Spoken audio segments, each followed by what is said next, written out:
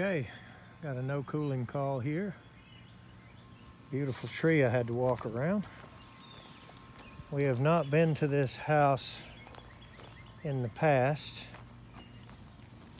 so somebody told him it needed a board, or the furnace did, and gave them kind of a high price, so they decided not to pursue that.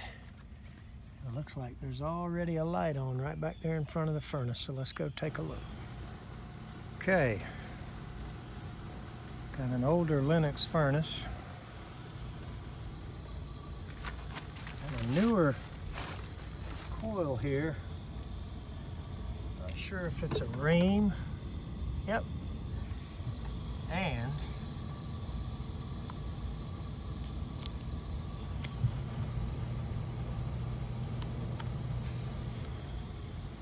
obviously an airflow or refrigerant situation. This duct all looks pretty rough. So, see what we can do to get it thawed out.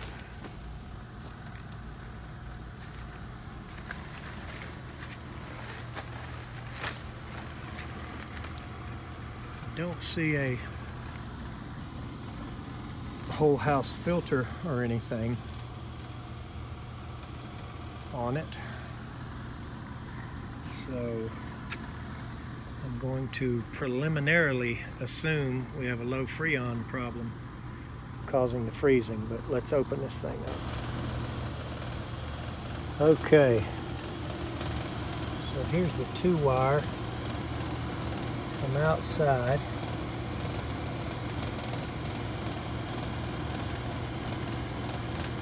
It's like the common.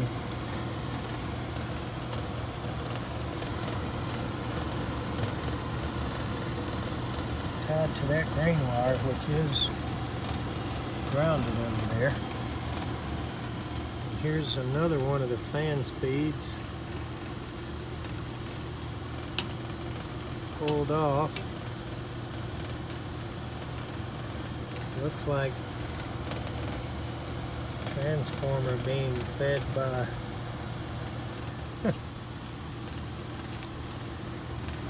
that's odd. So there's your line voltage to the transformer.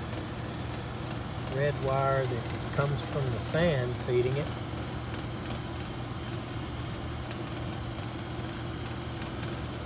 That's unplugged. Black wire coming from the fan.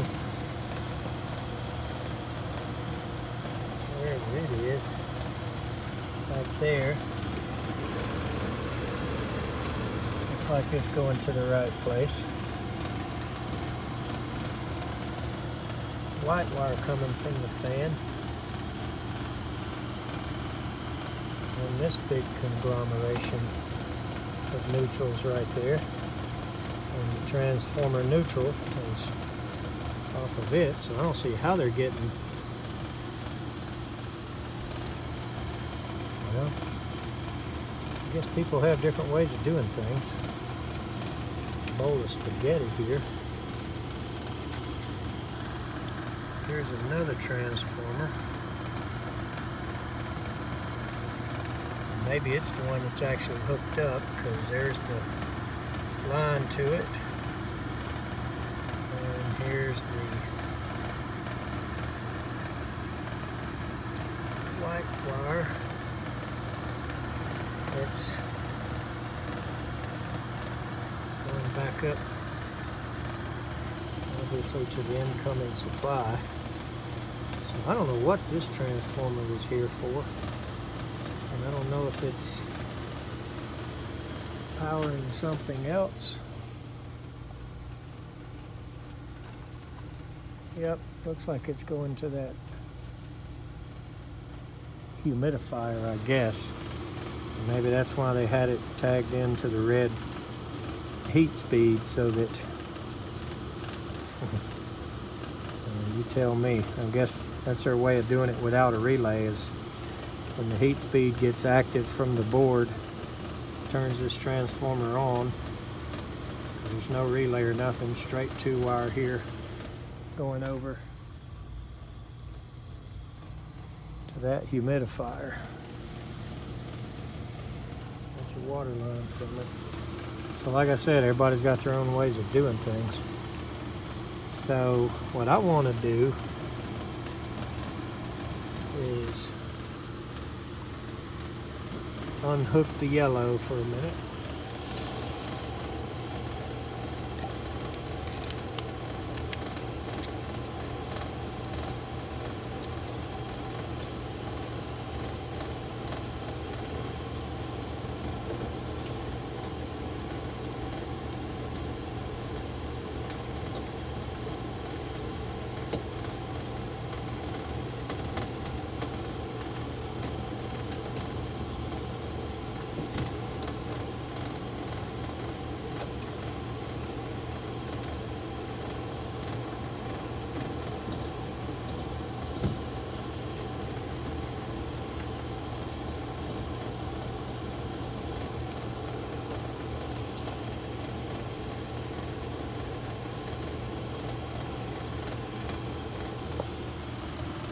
And that should stop the compressor. And I'm just doing this so I don't have to go back inside and change the thermostat and then go back and change it again. So I'm going to see if I can get the heat to fire up. I've put a jumper from red to white. I'm going to see if this thing has any heat. The induced draft has now come on. Do not see any signs of ignition.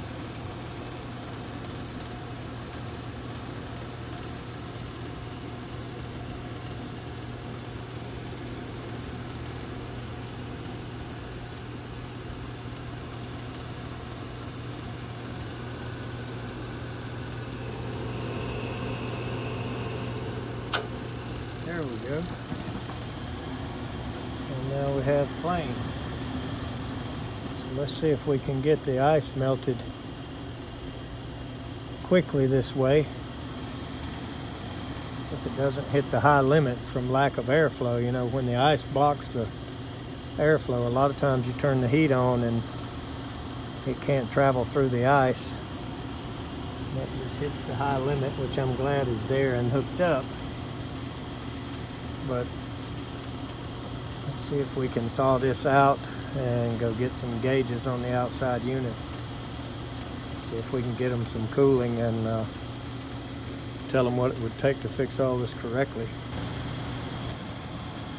Alright, so maybe some of you Lennox guys can correct me if I'm wrong, but I believe this furnace is manufactured in '95.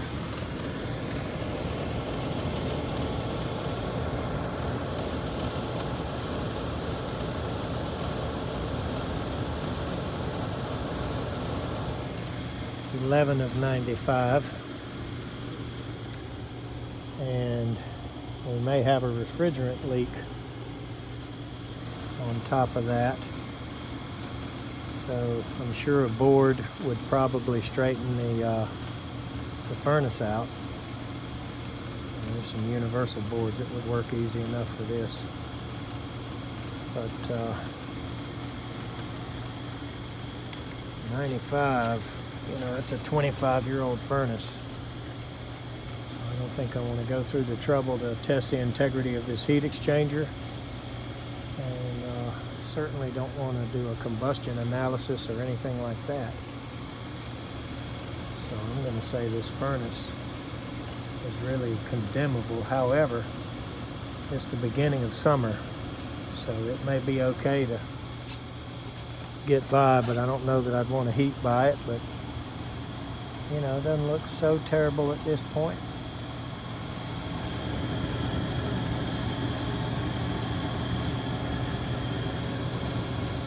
I think I'll cut the fan off and on a couple of times after I after I'm sure this is thawed out, and just see if it affects those flames at all. That's the old school, quick and easy way to look at the condition of a heat exchanger. Just turn the fan off and on, see if it changes the flames at all. That's a primitive old school test. So I am probably going to do that. But, and I see they got the heat speed off anyway, so I'll just be pulling that. So, looks like we must have, as I suspected, hit the high limit. That's gonna be my guess, because the flame quit. I think we may be able to fire the heat back up again. And there comes the induced draft, so we'll see if we get ignition again or not. And I got to get this coil thawed out before we bother to go look at the refrigerant on the unit.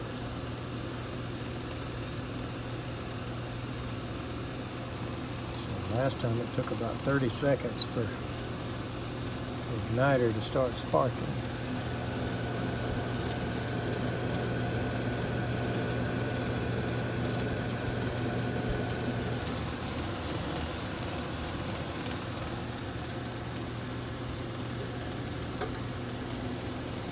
Sure what that delay was all about. There she comes. Hopefully it'll run about 10 minutes this time again, and then I'll be confident that we've got the ice off of it. I wish I could be watching this drain. I think I might can. It looks like it just goes down. Well, that's a sump pump right there.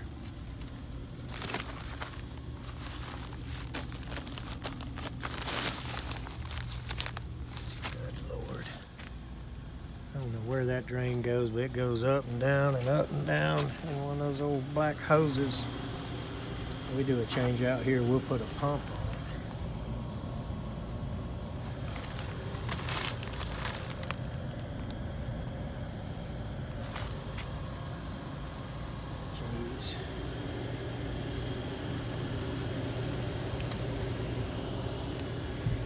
Hey, this liquid line is ice cold.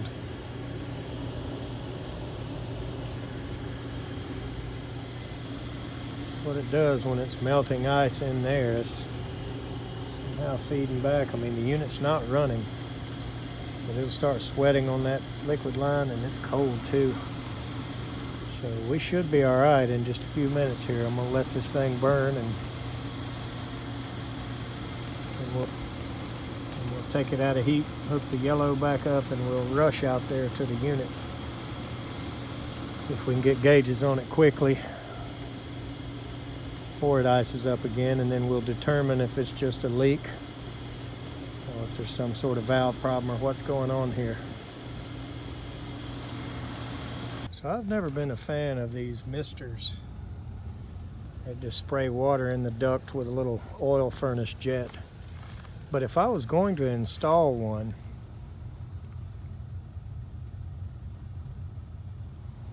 I think I would put the humidistat in the return plenum. This thing's just spraying water right back over there to it. Now that's strange. I don't know what brain surgeon thought that was going to work. All right, we're actually getting a good bit of airflow through the house. So I'm going to say this is probably refrigerant leak causing this. So I went ahead and sat my gauges around there on the unit. I won't have to jump out of here and run quite as fast to catch it from freezing up. But let's hook these two wires back to the yellow and go out there and see what's happening.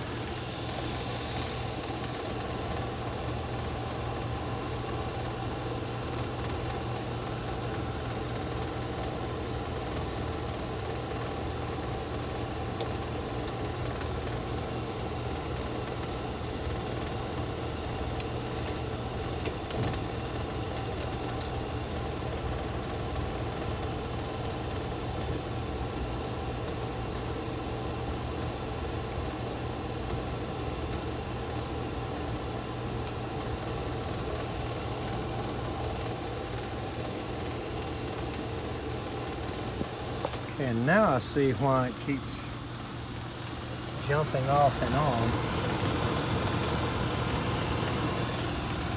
Look at the way this common. And apparently there's no batteries in the thermostat and they're relying on the common.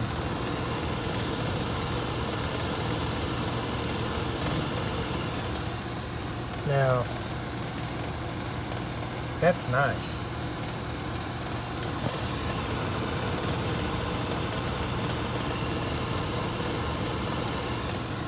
That's just real nice. Hey, I haven't seen a board like that in a long time.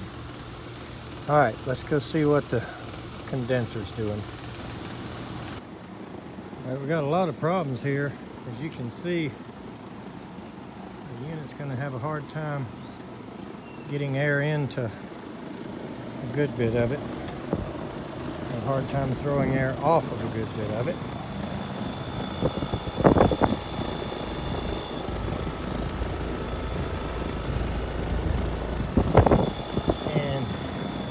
While it's not as bad as the typical Rheem situation, got a little bit of excessive head pressure.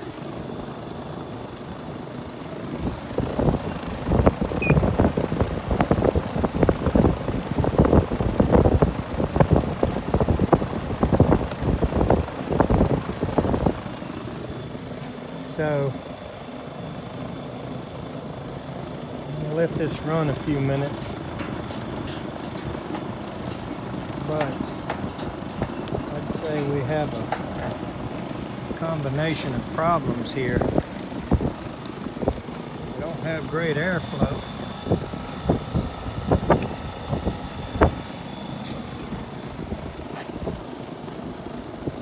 It looks like a little bit low on gas. By the time we get it full, the head pressure is going to be up. So, I wonder what the rest of the core looks like.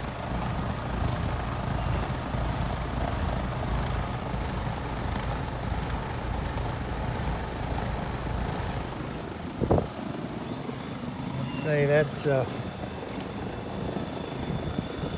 enough reason for the head pressure.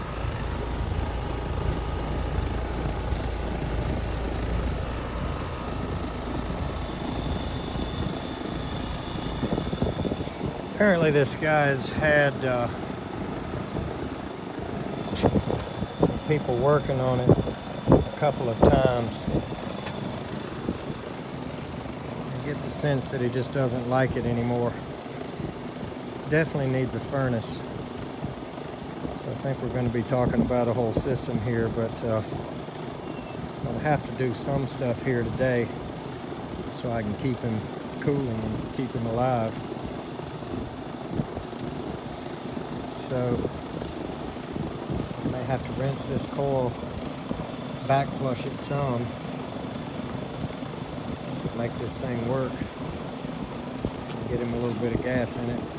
See if we can get him by till we can get all this replaced.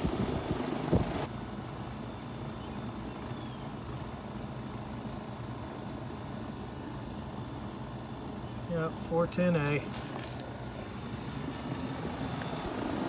Today is Monday, and it's going to be all I can do just to get another one in this week. We have seriously sold out the week and Saturday. So I'm going to see how it acts when we add some.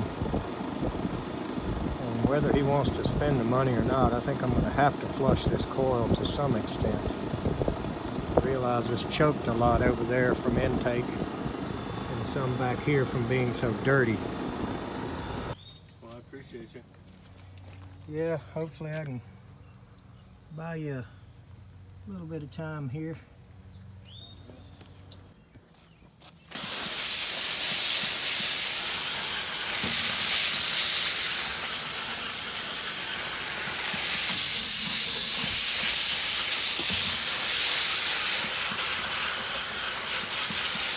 Well, there's the head pressure problems right there,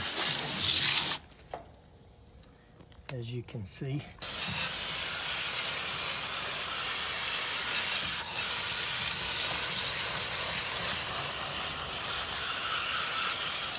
get both hands on the wheel here.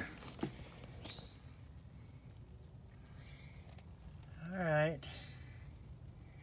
Not perfect, but a lot better.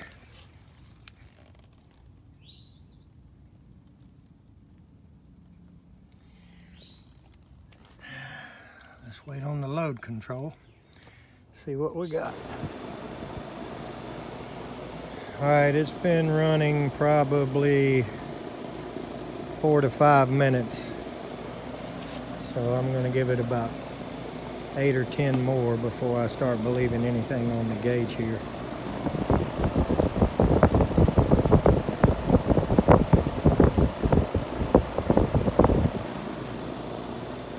But we're looking better.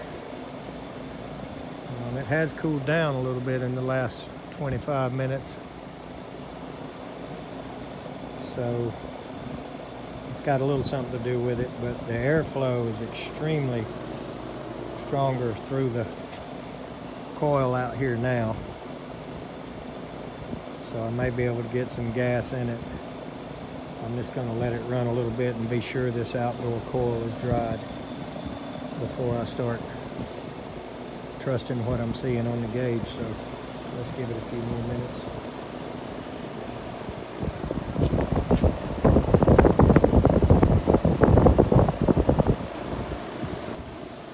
Alright, subcooling has climbed quite a bit. I don't think I can add any more. I've put some in.